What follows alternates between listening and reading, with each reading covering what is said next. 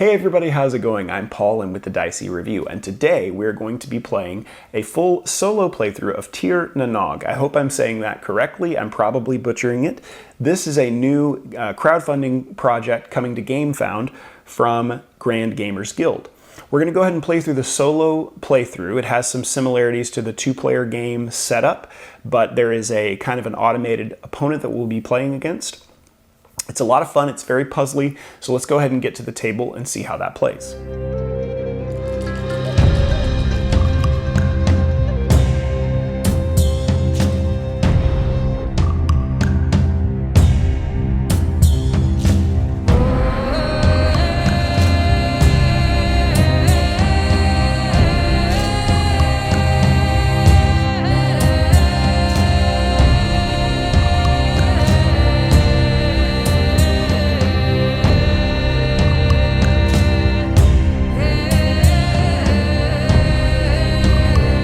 Alright everybody, so now we're down at the table.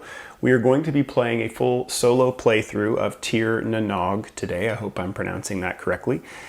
This solo playthrough, the solo mode, set up like a two-player game, but uses a computer-controlled opponent that will either place on highest or lowest values of things to try and take what we're going for or trying to go for majorities.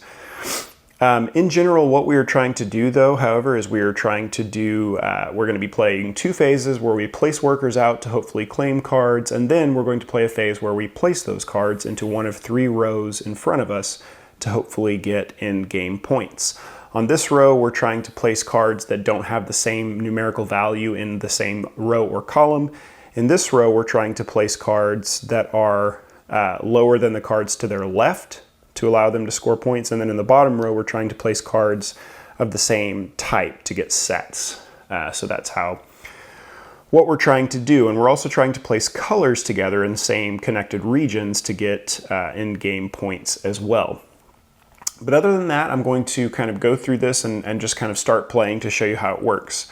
So the computer player will always go first in both the journey and the saga phase. And on their turn, each time you place one of their workers, and we'll just say that they are the natural colored meeple here.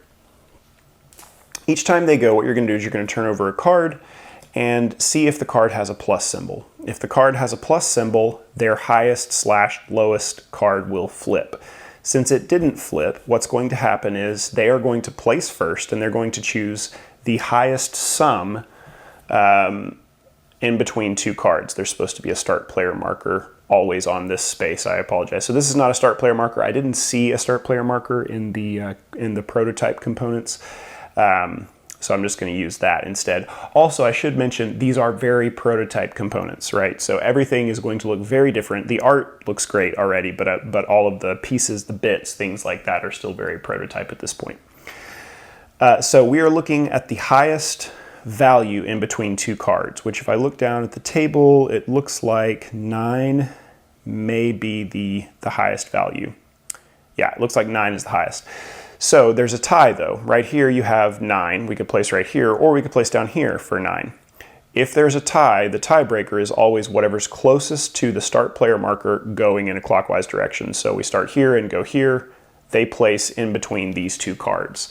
Now, it's my turn to place, and what I am thinking is what will set me up well for these types of placements down here. On these two spaces, I like the idea of placing an 8 on the top row and then a 7 down below, and then kind of building from there. Now, I already have an 8 and a 7 in my hand. The only problem is the 7 that I have will turn the other cards next to it into lower valued cards. So I might actually want to go for a 7. So thinking about that, and also having some 3s and 4s is, having some lower value cards is kind of a good idea too. So I'm going to place in between these two cards, hopefully claiming one of those on a later phase here. Now it is the computer player's turn again. We turn something over. There's no plus symbol in the card that was turned over. So they place on the next highest value, which I think would once again be the 9 right here. So they're going to place right there. Now it's our turn again. I also could probably use another 6 and there don't seem to be a lot of green cards out in the grid. So I'm trying to think of two things here. I'm trying to think of colors and values. I want to collect both runs and sets in my hand, but I also want to collect colors that are the same and hopefully group them together. I have a lot of blue in my hand, and I have some red in my hand, red and green, but I'm trying to think of the colors as I place cards as well. So we've placed, now it's the computer player's turn. Flip over, there's no plus symbol, so they go for the highest one again, which I think at this point might be a 7. Right here would be the highest placement, the 7 right there. Which that's actually a good placement, and they've kind of blocked that off. These are some decent cards. So thinking about that, a 5 or a 6 might not be terrible. If I place right here, this card could get stolen out from under me. However, although I have a bit of protection for at least a turn or two, so I think I'm probably safe to place right there. So that's our first journey phase, and now we are going to go through the saga phase. The saga phase works in a very similar way for the computer player. They start off going first, and they will turn over a card. If there is a plus symbol, this card will flip. There was no plus symbol, so what they're going to do is they're going to claim the highest valued card that they can. And it looks like that one is going to be this 7. So whenever a player claims a card, they remove their storyteller token. So it's a bit of a bummer, actually, because I was wanting that 7. But they have claimed that 7. And now it's my turn. So on a player's turn, what they do during the saga phase is they will claim a card and then play a card into their grid. So looking at the cards that I have available, I might want to claim a 6. Let's just go for this. Actually, yeah, that's okay. Yeah, I'll go for this 6. So I've claimed that card, and I think what I want to do to start off is I want to play an 8 up in this top row. This row is great because if you can get an 8, 7, 6, 5, 4, or a 8, 7, 6, 5, 4 in this row, and then you can make sure that there's no numbers that are the same in the same columns or rows, you can score a lot of points in this top row. So I'm going to go ahead and place that there, and now it is the computer player's turn again. So we're going to flip over a card, no plus symbol. So the computer player is going to snag the highest valued card they can again, which is the 5 right here, which is a bit of a bummer. That's another card I would have liked to have. The other thing to keep in mind is the computer player is collecting these cards for the end of the game. What's going to happen is you would normally, you'll compare whoever has the most connected regions of a color, and these cards will count for the computer player at the end of the game for the most regions. So if they have a whole bunch of blue cards in their pile at the end of the game, they're going to win majority for blue, essentially. Now, you get to remove some of the cards before the end of the game, but in general, you want to kind of try and keep an eye on what they're collecting as well for majorities. So it is now my turn, and I have a lot of 6s, 5s, and 7s in my, 6s and 5s in my hand. So I need to think about what's going to likely come out in the future rounds as far as like what I'm collecting. I think I'm going to go ahead and go for this 3. 3s and 4s are nice to have down here because you can typically use those later to hopefully create some sets. And speaking of that, I think I will go ahead and I'll go ahead and just play a 3 down here for now. I think I can get a good number of 3s later in the game and hopefully create some sets down there. So now it's the computer player's turn again. We'll turn over a card to see if their card flips. It doesn't really matter because they can only claim one card. It doesn't. There's no plus symbol underneath this card. So they just claim that red. And now I have one option of what I can claim, which is this yellow 1. I still have to place a card. And I'm honestly in a bit of a pickle right now because I don't want to place this 7. This 7 has a special ability. It says, when played, deduct 1 from each card next to Bodak's Hut. Cards with an alm, which is a plus symbol, ignore this effect. But these cards don't have that don't have the plus symbol, so they can't ignore that effect. So if I place this card here, it's going to make this a 2, it's going to make that a 7, which is going to hurt me in the point swing. So honestly, I'm thinking about doing this, which is a bit of a bummer because I would like to start this with a 7 to try and maximize my points on this row. But the good news is I've created a connected group of 3 blue, and I haven't really reduced any points or anything like that. So we are now in the cleanup phase. In the cleanup phase in the solo game, what you do is you discard all of the cards in this grid here, and then every player has to discard 1 card. This 1, right, actually, you know what? This 7, I really don't like this card because it can reduce my values. So I'm going to discard that one and get it out of my hand. I have 4 left. So now we know how many rounds are left in the game by how many cards I have left in my hand, which is kind of a handy little thing. We will flip the computer player's card. I think his name is Baylor. And then we will refill the grid. So we'll go ahead and place this card up here and refill our grid here. Doing a 3x3 grid with a gap in the middle. So oh, hey, hello green. How are you? Haven't seen much of you around. Man. Some really good cards that I would like. Another 7 that I would like to grab. And the computer player is currently on lowest, so they might not place the whole highest value placement first, but we have to see what happens with their card that gets turned over. So first things first, we turn over the card. It is just a 7, so they stay on the lowest card, which means they're going to choose the lowest sum between 2 cards now, which honestly I think is an 8, which is insane. So they will place on this 8. Now this card has a special ability that says this is actually a pretty legit card. This one, when you play it, you can discard it to draw 3 cards and then play a card from the 3 that you draw. So that's actually a pretty good card. I definitely want this 7, but honestly I also want this card, so I'm going to place here. Now let's see what they do on their turn. They don't flip, so they stay on the whole lowest thing. So let's see, I think that might be the 9 actually. That's 11, 10, yeah, so it's the 9 right here. That's their lowest value. So now I have, oh, that was me, sorry. So now I have a turn to place, and I'm gonna place right here to hopefully get this 7 right there. And actually I might place right there just to give myself some more options. And then their turn again. No plus symbol, so they don't flip, so they go for lowest again, which at this point I think would be the 10, right? Yeah, right there. And then now it's my turn again. So I'm going to go and I'm going to place... Honestly, having a red 5 would not be that bad with what I've got in my hand. Oh, although I say that, actually I may want to play the blue 5. Who knows, maybe on this top row I would want to place the red 5. Okay, so there we go.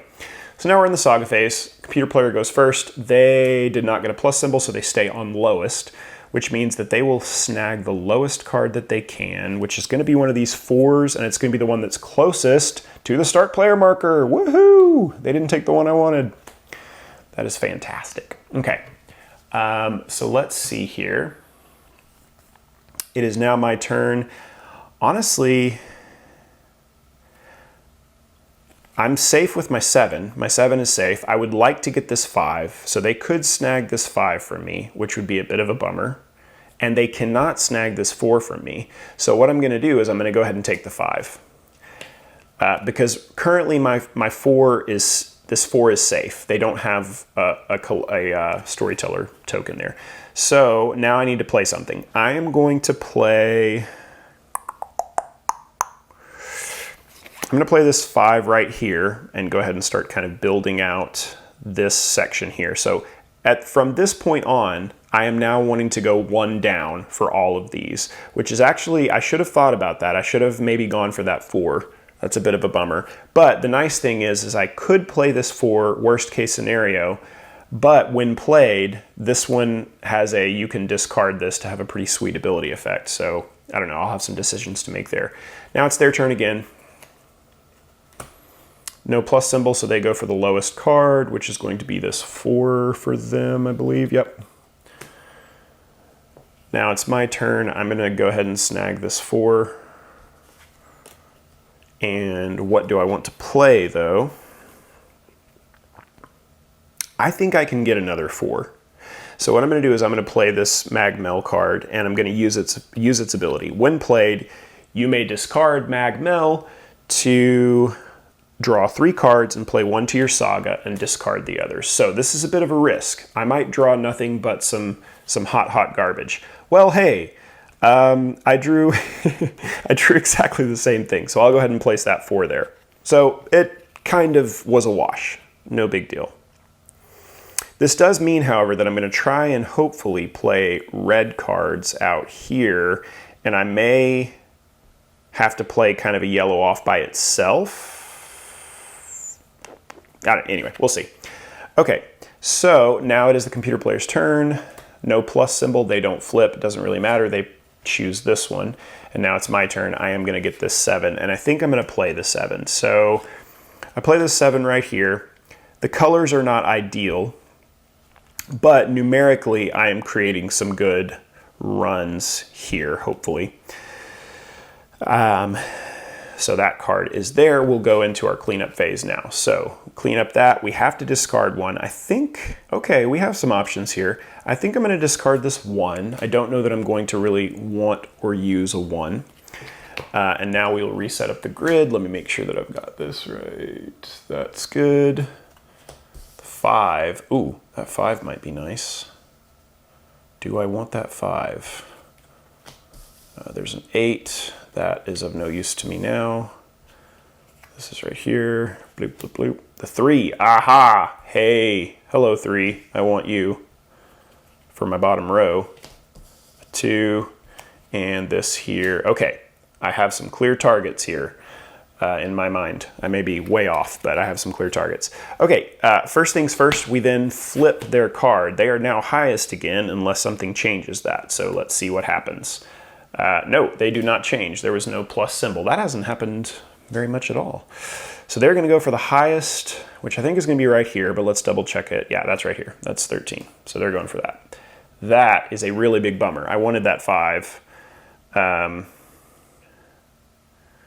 but that's okay. Okay, so instead of the 5, I do want the 3. And potentially 4, 3, 2, potentially the 2. So I'll place right there. Their turn again. They don't switch.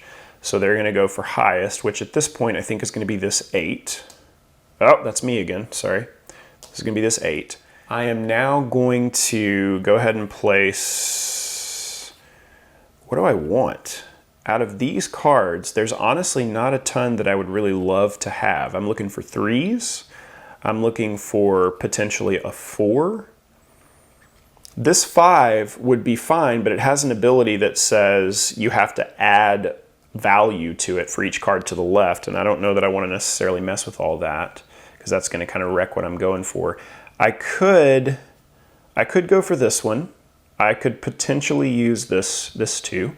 So let's see what they do now. They don't flip, so they go for the highest again, which I think is going to be this 6 now. And then that leaves me with a not great choice, so I'll go here. All right, Saga phase, they go first. No plus symbol, no flip. So they go for the highest card they can snag, which is going to be their 8. So if we look there, they are kind of piling up on, well, actually, they're kind of evenly collecting some stuff, so we may be in trouble as far as majority goes. I think we might be good on blue. The rest is a toss-up. I have red in my hand, so I might be able to build a decent red connected group, but we'll see. Speaking of, they can snag my 3, and I definitely want to go for my 3. So I'm going to do that. And I have to play a card. And honestly, so I think what I want to do is I want to play this 6 right here. Now this is a green 6, but it says during scoring, I can change the color of this to a card next to it. In fact, I have to change the color to a card next to it. So this one is going to give me some flexibility in scoring. I can maybe start to build a yellow group. If I want to, I can expand a red group because I do have a 5 red. So that actually might work out pretty well. Okay, so now, hey, a plus symbol. What do you know? Calyx Crag. So they are now going for the lowest card, which is going to be a 1. So they pick the 1. Now over to me. I think I will snag this 2 blue. Okay. And what do I want to play? I think I want to play my 5 right here. They will now, let's turn over a card just to see if they flip. They do flip. All right, now we're going to have nothing but flips. And they grab this yellow. It is now my turn. I have to grab this yellow too. But what do I want to play is the question. I think I want to play this 3 down here. Or do I want to play the 2 to give me an ability during the journey phase? So I have 2s in my hand. I have a 2 in my hand. I don't think I can use this 6 anymore. This one has an ability during the journey phase. You may place a storyteller on the corner of up to 4 cards, which isn't going to help me in a 2-player game. There's not going to be a corner of 4. So instead I'm going to play this 3 and go for sets. And this is not as good as I thought it was. That's fine. I just wasn't thinking. Okay. Cleanup phase, I'm going to get rid of this. I have a couple of 2s, so honestly at this point I'm going to get rid of this red 6 just to give myself some options as far as hopefully point scoring there. We only have 2 rounds left. Okay, let's see if we can knock this out. Oh, hey, another one of these. A green 6. All right. Are we in frame? Yes, we are in frame. We can actually move up a bit. Oh, hello. Yeah, I could use you. Number 4. Change the color of all of the cards next to this to blue. Ooh, interesting. Okay. I don't need help with blue, though. I need some help with maybe yellow. I need some help with... Okay. Let's see what happens. This is going to be an interesting round. Okay, they place first. Let's turn over. They do flip. Now, okay, I think I forgot to flip them during the cleanup phase, so that they should actually flip back to highest because we've got the plus symbol here. So they're going to place in the highest combo, which I think is going to be 10 right here. Ah, bummer. Okay, I think, man, I could use that 4. And there's no 3s for me to grab. There is a 2 for me to grab, however. So I could start placing out some 2s. But I need a 3 as well. Man, I need 4s and 3s is what I need. But I don't want to place this 4 because it's going to change all of my reds. Oh no. So do I give up on trying to get the 4 points and go for a 1 to continue my group of red potentially? Oh, that's a tough choice. Oh, man. Tough choices. Why is this a game with tough choices? Who likes games where you have to think and strategize? Okay, they don't flip. They go highest. So we're going to go 10, I believe. Yep, 10 is right. Then we are now onto my turn. Where do I want to place? I think I want to place... I think I want to grab this 2, maybe. Potentially the 4, just in case, if that's like an option, we'll see. And then now, they don't flip again, so they go highest, which I think at this point would be a 7, right? No, a 9. And that's me again. That would be a 9. Yeah, I think that's right. So now where do I want to go? I want to go there, I think. So now during the saga phase, let's see. They don't flip, they grab the highest. The highest one they could grab would be an 8. So they grab that 8. It's now my turn. Oh, just for funsies, I have 3 2s in my hand. I think I want to go ahead and snag the 4 from them just in case I want it. And that leaves my 2 safe. Oh, you know what wasn't safe? Well, it's okay. It's a tough choice. Okay, I probably should have grabbed that 1. I hope I don't regret not grabbing that 1. We'll see. We shall see. Okay, so that one goes away. It's now their turn. They don't flip, they grab the highest one, so it actually ended up working out okay. They didn't snag what I wanted. So now I am going to snag the 1, just in case, which leaves them lost. Oh, sorry, I should have played a card. Ha, lols. I should have played a card. You know what? I'm going to start playing some 2s down here. I want to play a 2. And now they snagged a card, so it's now my turn to snag a card again. So let's see here.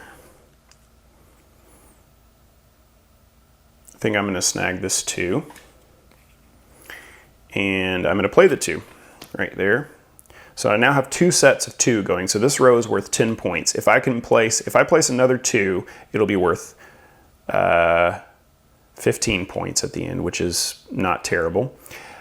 They go. Now they are lost, which means that they get skipped for now, and I get to go again. I have to grab this 6. And then I will have to play a card. So I will play this. Honestly, I'm going to play this red 1. Or should I play it here? Should I play it here? To potentially, I think I'm going to play it here. To get my red group of 3 going, I can turn this into a, yeah, I think I'm going to play it there. Okay, so what happens when they are lost? Let me double check this. Okay, so his card is lost, so we will turn over a card for him like normal to see if he flips. He doesn't. When his card is lost, he just takes the highest or lowest value card depending on what his card is on. So it's going to be this 2. So that's that. And I think I got off here. I should have played, I think, 1 more. No, I'm good. I'm good. So how did I end up with an extra card? Ugh. I cheated somehow.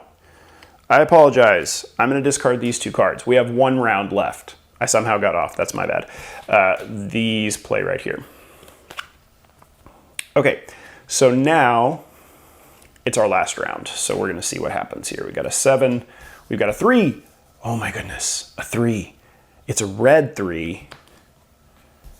Oh man, that red 3. That is a target for moi. He can block it. He could potentially block it like first turn if we're not lucky. We'll see what happens. Let's see what happens. Oh, there's a green 3, which wouldn't be as nice as that red 3, but it would. And there's a red 4, which wouldn't be very good at all for me. Let's see what he does. So he should have switched over to lowest, sorry, during the cleanup phase. And now he will flip to go highest, and he's going to place between the highest 2, which, haha, I think is right here. Yeah, 15 is going to be the highest one right there. So that means I can place right here. I did it. I can take that card. He can't take it from me. Ooh, that one might be nice as well.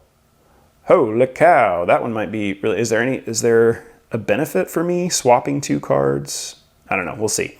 He gets to go next. All right, so here's a 3 that doesn't flip anything, so he stays highest, which is going to be, I believe, right here. Yeah, that's going to be right. And then it's over to me. Should I go for this red 4, I'm thinking, right? Because that would be good. I'll go for that red 4. Yeah, sure. And then now he goes, he doesn't flip, so he's going to go for the highest still, which I think will be right here. And then now it is my turn again. So what I'm going to do is I think I like the idea of potentially doing that just in case it's needed. Okay, so Saga Phase, he goes first. No flip, he takes the highest one. He's gonna grab this 8. All right, and now it's my turn. I'm going to, my 3 and my 4 is safe up there. This 4 is not safe, so I think I will go ahead and take this 4 because I want that one, and now I have to play a card. So I will go ahead and play this 4. Having that right there, this row is great. It's a good row. And I have 2 pretty big groups of colors. I'm iffy on yellow. I don't think I'm gonna beat him on yellow, but we'll see. Green, I don't think I'm in any type of decent shape on either. Okay, but now it's his turn. He does not flip, so now it will be my turn again. Okay, so I'm gonna snag this red 5 from him just in case, which means he'll be lost again, which is fine. So now it's his turn. No, I have to play, my bad. I'm gonna play this 2. So I now have the sets that I want. This color is not great, but what are you gonna do? Now he goes for this guy. So he doesn't flip. He takes the highest, which is that. And now it's my turn again. I'm gonna take this 4. No, I'm gonna take this 3. And I'm going to place the 3 right here just to create a group of 5 there. So that's that. He will now go and he's gonna take we're gonna flip for him to see if he flips to highest or lowest.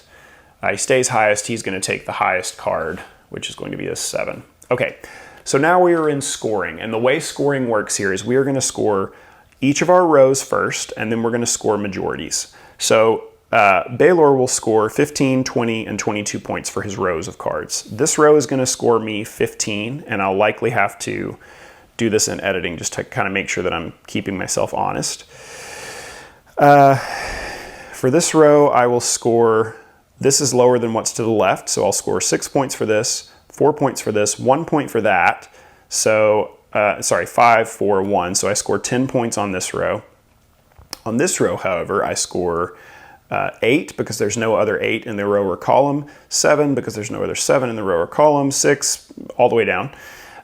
So 8 plus 7, 15, 21, 26, 30. So I score 30, 10, 15. And now we do majorities. So in an easy game, which I think I'm gonna need the easy help, you remove 6 cards randomly from Baylor's thing here. 1, 2, 3, 4, 5, 6. So Baylor now has a group of, we'll clear this out of the way and see. A group of 3 green, a group of 3 red, 4. So 4, 4, and 1. Wow.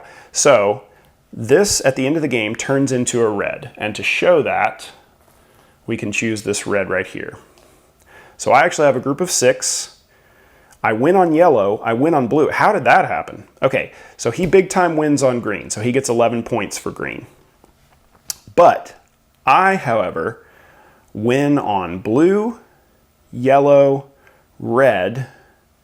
So I get 24 for a total of 79. Okay, so I have 79. Baylor gets 20 plus 15 plus 22 plus 8. I think that's it.